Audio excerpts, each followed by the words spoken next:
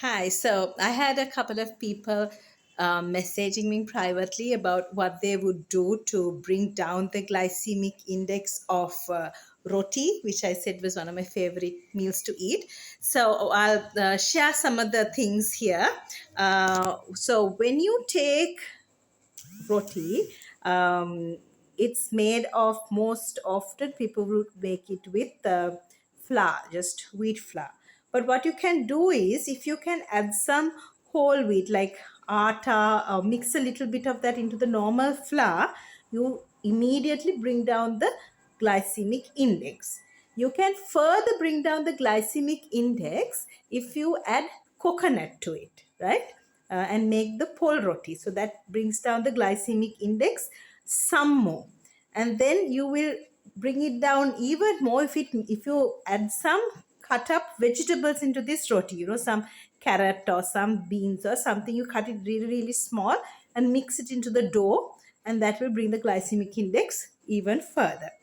Then yes, it's nice to have your roti hot straight off the stove, and no harm in doing that, because now we've added the coconut, you've added the vegetables, and you're not eating it with just plain butter or jam, but you're going to eat it with maybe some fish curry or chicken curry or whatever other vegetables you can find, so that the more protein and veggies you have with your red roti, it further goes down the glycemic index.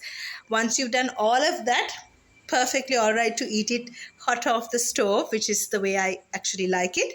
But if you want to be, lower the glycemic index even further, you can let it cool. Remember that resistant starch story that applies here as well, because this too, it is starch, right? So when it's hot and gelatinized, the digestibility is higher.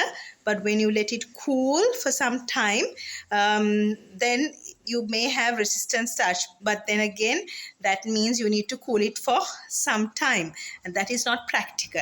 So while you might decide to have some leftover dough, not leftover dough, but leftover roti kept in the fridge, and you decide to warm it slightly and eat for breakfast, then you would have that resistant starch story similar to rice.